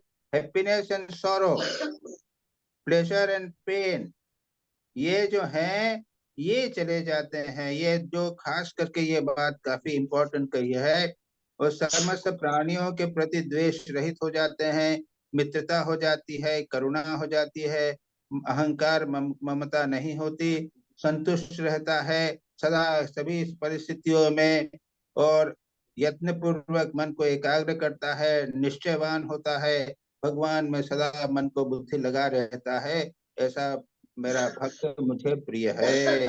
भगवान ने ये सारी बात, बड़ी इंपॉर्टेंट बात कही है। ये जो है ये जैसे स्थित प्रज्ञ की बात है, वहां पर जो वर्णन है, और ये श्रेष्ठ भक्त का वर्णन है, और जीवन मुक्त का वर्णन, ये सब एक ही है। इसको बार बार इसीलिए किया गया है कि इसको हम अपने जीवन में उतारने का प्रयत्न कर सकें। यस, इस पर डिस्कशन कुछ? महाराज जी, ये तो गीता का 12th चैप्टर में भक्त कौन, मेरा कौन भक्त है, भगवान बोल रहे हैं मेरा वही भक्त है जो ये ऐसा ऐसा है जिसका कैरेक्टरिस्टिक्स होता है। और हम लोग अभी तक तो ये आगे जो पढ़ा हुआ है जीवन मुक्त का, इसका मतलब है भक्त, जीवन मुक्त होने के लिए भक्त होना पड़ेगा। मद भक्तो समय प्रियो, मतलब ये भगवान का भक्त होना पड़ेगा पहले, तभी जाके जीवन मुक्त होगा, ये ऐसा है क्या? ना, देखो, जीवन मुक्त, भगवत भक्त, स्थित प्रज्ञ, त्रिगुणातीत, ये सब एक ही है, एक ही चीज के कई प्रकार से वर्णन नाम दिए हैं। तो भगवान जो जीवन, ये पुस्तक का नाम है जीवन मुक्ति विवेक। यस, अच्छा, तो जीवन मुक्ति विवेक में पहला जो चैप्टर है वो है जीवन मुक्ति का प्रमाण क्या है, जीवन मुक्ति होता है कि नहीं होता, ये चैप्टर इसका नाम है। तो इसमें जीवन मुक्ति प्रमाण प्रकरणम, एविडेंस ऑफ जीवन मुक्ति, तो कहते हैं भाई ये जीवन मुक्त जैसी चीज होती है, एक परिस्थिति स्थिति ऐसी होती है, इसका वर्णन भगवान ने स्थित प्रज्ञ के रूप में, श्रेष्ठ भक्त के रूप में, त्रिगुणातीत भक्त के रूप में भगवान ने भी किया है। और नाना शास्त्रों से बताया है कि ये जीवन मुक्त व्यक्ति जैसा व्यक्ति एक होता है, एक स्टेट होती है, ये है। तो जीवन मुक्त इक्विवेलेंट टू स्थित प्रज्ञ, इक्विवेलेंट टू श्रेष्ठ भक्त। ओह अच्छा, thank you Maharaj ji, thank you very much. हाँ, we may be We may be Maharaj bhakta, ji, but एक we are not श्रेष्ठ भक्त. yes. हम लोग भक्त हो सकते हैं, लेकिन अभी श्रेष्ठ भक्त नहीं हुए हैं. We are just हाँ, भक्त. हम लोग अभी जीवन, हाँ, हम लोग जीवन मुक्त नहीं हुए हैं. अब ये चैप्टर जो है वो जीवन मुक्ति विवेक प्रकरण है, यानी वो है. उसके बाद में आएगा साधन, आएंगे जीवन मुक्ति के. जी वो आएंगे मनोनाश, वासना क्षय और तत्वज्ञान. ये 3 के द्वारा जीवन मुक्त होते हैं. अच्छी तरह समझ लीजिए, याद रखिए इस चीज को. महाराज जी, वासना क्षय होगा, मनोनाश होगा, और उसके बाद में तत्व ज्ञान. ये 3 चीजें होने पर हम जीवन मुक्त हो सकेंगे. अच्छा महाराज जी, ये जीवन मुक्त होने वाला जो व्यक्ति है, उसकी निशानी ये हो सकती है कि वो उदासीन वृत्ति वाला होगा, क्योंकि यहाँ लिखा हुआ है आखिरी क्या में, लिखा है पढ़ो. हाँ, उस समय उसका मन ईश्वराकार होने से वह अन्य विषय का अनुसंधान नहीं करता. समाधि से यथार्थ न होने पर भी उदासीन वृत्ति वाला होता है, इसलिए उसकी सदा सुख दुख आदि के द्वंद्व धर्म में समान वृत्ति होती है. तो मन प्रशांत होता है. अब उदासीन का मतलब वो डिप्रेस हो गया, चेहरा बैठा हुआ है, सिर नीचे उठा के बैठा हुआ है, ऐसा नहीं. ऐसा नहीं. उदासीन मतलब निर्विकार रहेगा. सम दुख सुख. ये तो हंसता ही नहीं है, चुपचाप बैठा रहता है, डिप्रेस्ड है, ऐसा नहीं. निर्विकार रहता है वो, कुछ ये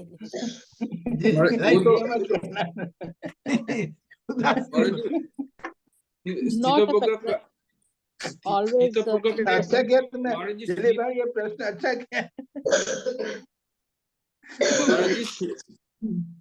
स्थित प्रज्ञ का एक लक्षण होता है कि वो हमेशा डिलाइटफुल रहते हैं, खुश रहते हैं, हंसी मजाक करते हैं, बिकॉज ही आनंद में रहते हैं, हमेशा आनंद में रहते हैं, उदासीन रहता है. आनंदमय कोष में चले भगवान में मन रहता है. उसके बाद अभी और आएगा जी. अच्छा, बहुत सारा चलेगा. अभी तो यानी ये 12वां अध्याय गीता का जो है उसको वो चला रहे हैं. चले आगे चले. हाँ महाराज, एक मिनट महाराज. हाँ महाराज, वो जो आपने 3 वो बताए हैं जीवन मुक्त इंसान के 3 गुण, वो एक बार आएगा. वो आगे आएगा. ओके, नेक्स्ट क्लास में. नहीं, अभी आपने शॉर्ट में बताई थी 3 चीजें जीवन मुक्त. आपने बताया ना महाराज जी, वासना क्षय, वासना क्षय, इंद्रिय, मनोनाश, ऑब्जेक्ट और तत्व ज्ञान. ठीक है. थैंक यू महाराज. यस्मान्नो द्विजते लोको लोकान्नो द्विजते च यः हर्षमर्ष भयोद्वेगो मुक्तो यः स च मे प्रियः. अरे मैं पढ़ता हूँ, मेरे को श्लोक तो आप लोगों से पढ़ाना चाहिए. मैं पढ़ूं. नहीं, एक सबको एक साथ मिल के करना चाहिए. मैं फिर से पढ़ता हूँ, आप सब लोग एक साथ करेंगे. यस्मान्नो द्विजते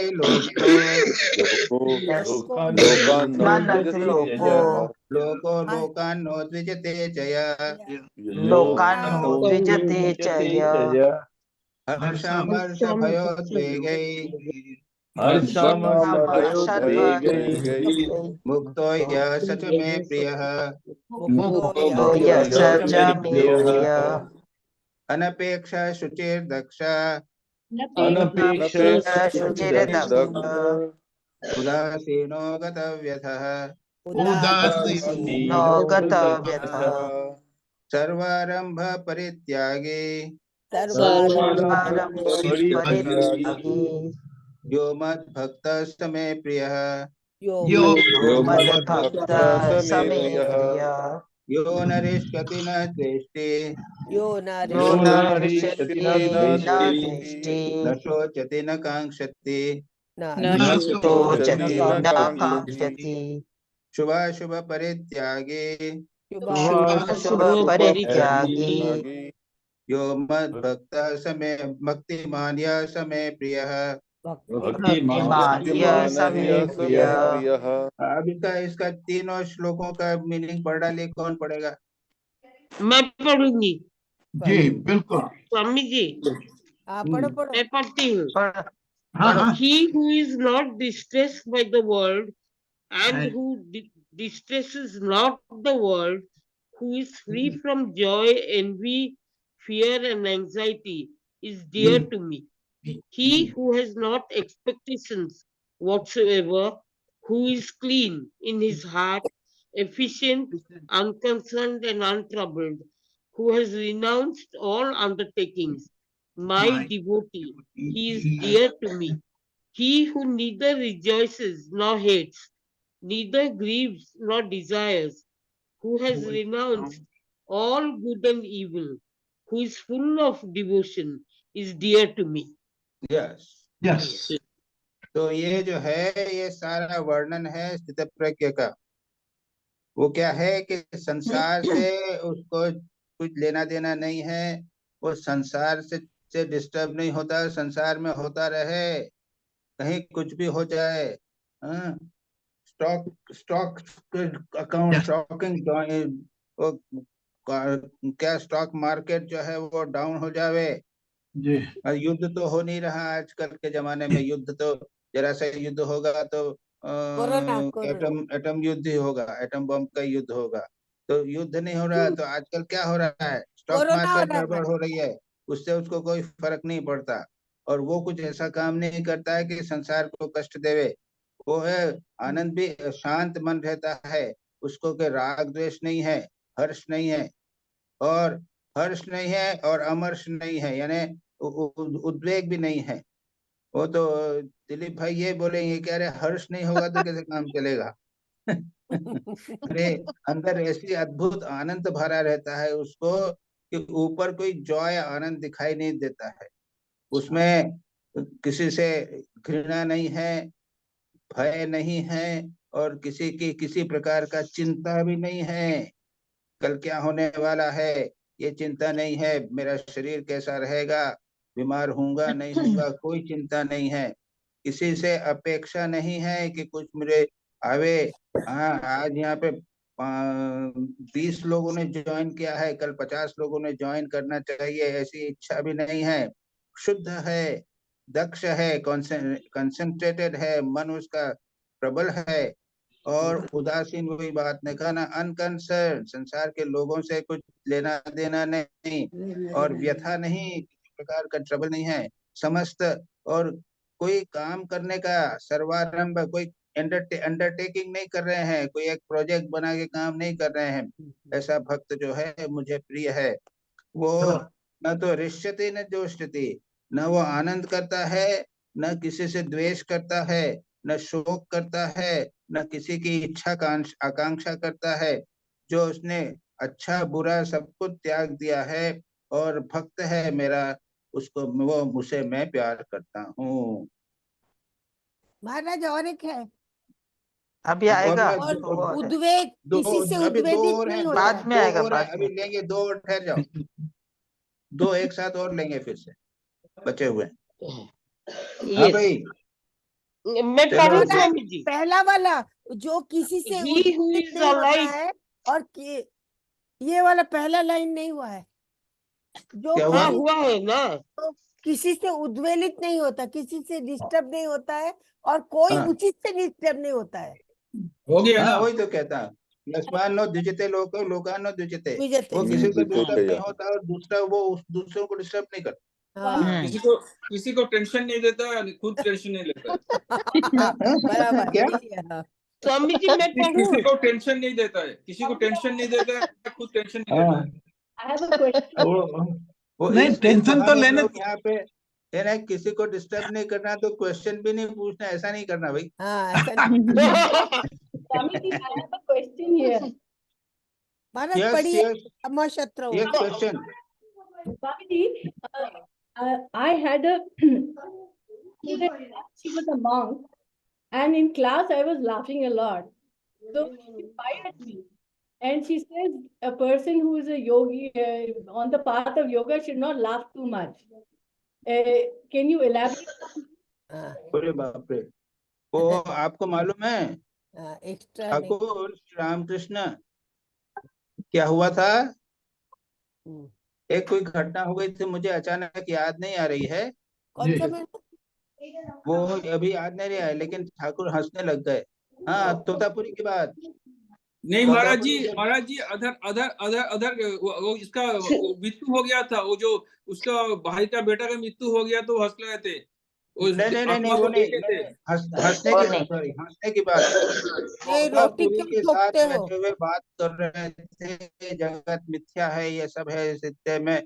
इतने में एक आदमी आया और तोतापुरी का जो उसका कमंडलू है उससे पानी हाँ, लेने लगा या करने लगा, तो आग तोतापुरी लेने लगा गुस्से में हो महाराज, गए, आग डंडा महाराज लेके जी, आग उसको लेने लगा। मारने के लिए दौड़े महाराज जी थे। वो सिगरेट पीने के सुनो लिए भाई, We are all talking together, cannot hear. Let one by one अरे talk. भाई, kindly allow me to complete. भाई देवाशीष हाँ। बाद में बोल रहे कहने हैं, वो तोतापुरी जी के साथ बैठे हुए ठाकुर बात कर रहे थे, जगत मिथ्या है ये बात हो रही थी। इतने में एक आदमी आया और तोतापुरी जी के कमंडलू से पानी उसने ले लिया। तोतापुरी ने गुस्सा होकर डंडा लेके मारने के लिए दौड़े और ठाकुर इसमें हंसने लग गए, जोर जोर से हंसने लग गए, पेट पकड़ के जोर जोर से हंसने लग गए। अरे अभी तो समझ रहा था कि जगत मिथ्या है और ये अभी सत्य हो गया, कमंडलू सत्य हो गया, आदमी सत्य हो गया, सब हो गया, और जोर जोर से हंसने लग गए। इतने हंसे और इसके ऊपर कमेंट करके रोमा रोला कहते हैं कि ऐसे हंसे जैसे वो ही हंस सकते हैं और कोई नहीं हंस सकता। तो यहाँ पे ये कहते हैं वो हंसेगा नहीं तो महाराज वो कमंडलू अग्नि, नहीं, वो आग लेने के लिए गए, आग यज्ञ में लेने। से आया, आग लेने हवन से में आए से, थे। हवन नहीं में नहीं, हवन में से हवन के लिए नहीं, उनकी जो वो अपना टीका पकड़ा अग्नि रहता। जल रही थी ना, हाँ, वो हाँ, धुनी से में से आग हाँ, लेने के लिए धूप आया से था। आग जो भी लेने हो, गया था। हाँ, जो भी हो, लेकिन वो ऐसा हंसते हैं तो हंसने वाले यदि ऐसे हाँ, शांत रहेंगे हमेशा, लेकिन हंसेंगे तो ऐसे ही हंसेंगे जैसे वे हाँ, ही हंस सकते हैं। हाँ भाई देवाशीष, क्या बोल रहे थे तुम? नहीं वही चीज बोल रहे हैं, अभी निवेदिता मैडम ने जो अच्छा, बताया ना ठीक। वही चीज बोल रहे थे। ओके ओके, महाराज जी, तो ये हुआ। हाँ दिलीप भाई, हुआ आपका बात? महाराज जी, एक मेरा ये सवाल था कि ये पहले में ही लिखा है, he who is not distressed by the world and who distresses not the world। अब इसमें मेरा सवाल ये आता है कि जो आदि दैविक जो दुख आता है तो उस समय इनकी स्थिति क्या है? उस समय भी ये बिल्कुल शांत रहेंगे। बिल्कुल शांत रहेंगे। तब तो स्थित प्रज्ञ है। तब तो उससे तो प्रज्ञ होंगे, नहीं तो नहीं होंगे, बिल्कुल शांत। ओके जी, जी महाराज जी।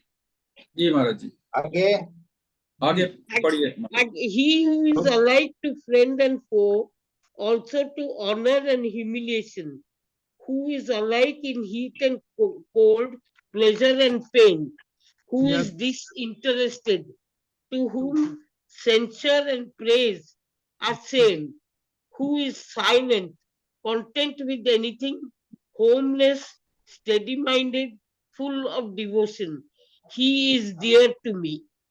वो उसी को कहा है, शत्रु मित्र में जो समान है, जिसका अच्छा बुरा जो हो रहा है, मान अपमान हुआ है, उसमें भी शांत है, उसको ठंडा गरम, प्लेजर पेन, ये सब कुछ में शांत है, अटैचमेंट रहित है, आसक्ति रहित है। वो जो तुल्य निंदा स्तुति में शांत इक्वल है, शांत है, मौन रहता है, संतुष्ट रहता है, और अनिकेत ये न कि जो कुछ मिल गया उसी से संतुष्ट है, और अनिकेतः उसी का कोई संस्कार नहीं है, कहीं भी रह सकता है, स्थिरमति, उसका मन जो है वो कंट्रोल्ड है, ऐसा भक्तिमान व्यक्ति मुझे प्रिय है। यहाँ कह के ये उत्तम यानी जीवन मुक्ति यानी श्रेष्ठ भक्त का सुंदर वर्णन यहाँ पर किया गया। दिलीप भाई जी, यहाँ पे भी यही कहते हैं वो। हाँ जी महाराज जी, आगे चलिए महाराज जी। एक श्लोक और करके फिर यहाँ पे बस आखिरी है, अन्नापि पत्रापि पूर्ववत् विशेषो वर्तिकारे दर्शितः उत्पन्नात्म प्रबोधस्य यद्वाचयदयो गुणाः अयत्नतो भवन्त्यस्य न तु साधन रूपिणः। कोई बात नहीं, वही चीज है, पढ़ो, हिंदी इंग्लिश पढ़ डालो, कौन पढ़ेगा? Here also, as previously, some distinction is shown by the Vartikakara. In the case of self-realized person, such merits as lack of hatred, etc., are present without any effort of his, and not as a means to the end, as in the case of the aspirant. नैष्कर्म्य सिद्धि। वही बात कहते हैं कि जो वार्तिककार हैं कौन? सुरेश्वराचार्य।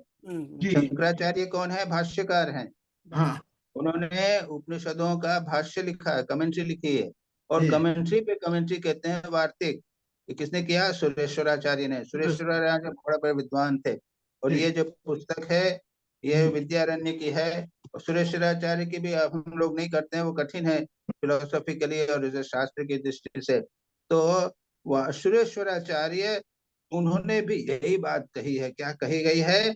कि जो जिसको ज्ञान हो गया, उत्पन्न आत्म प्रबोध जिसको ज्ञान हो गया है, उसमें अद्वेष्टा सर्वभूतानां मैत्र करुण एव च, ये भक्त के जो गुण हैं ये प्रयत्न रहित रोके अपने आप बने रहते हैं, उसको प्रैक्टिस नहीं करना पड़ता।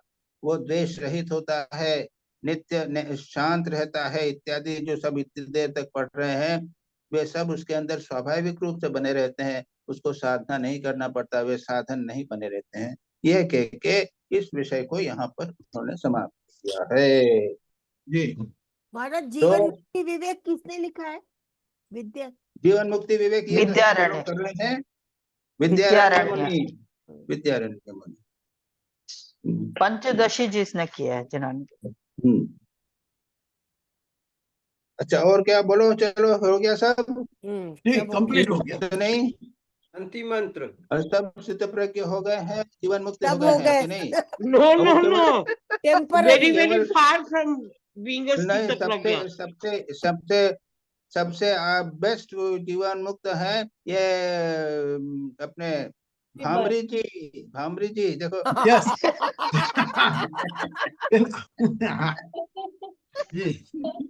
हम लोग तो कुटपुट क्या क्या सब कर रहे हैं, लेकिन भामरी जी वो बिल्कुल कुछ नहीं करते हैं, स्थित प्रज्ञ बैठे हैं, दिखते हैं। स्थित प्रज्ञ है। और ये विनोद भाई कैसे आ गए आज? आज तो वहाँ पे उनका रिट्रीट है। हाँ, रिट्रीट है ना महाराज आज। तो फिर ये विनोद भाई आ गए हैं आज। कहाँ विनोद भाई? मैं यूएसए में हूँ।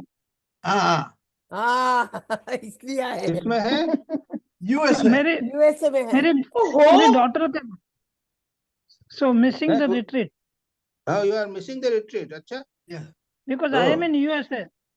ओह अच्छा, यू आर इन यूएसए। अरे बाप रे। For my daughter, with my daughter. So this why you are joining us. Okay, very good. Yes. तो whole retreating of Jhagadia SEWA rural में तो रिट्रीट हो रही है ना? जी महाराज। वहाँ पे पंकज भाई आज ज्वाइन नहीं किए हैं, और भी कुछ लोग हैं वो ज्वाइन नहीं किए हैं। ठीक है, तो बंद करें। शांति मंत्र महाराज। ओम शांति शांति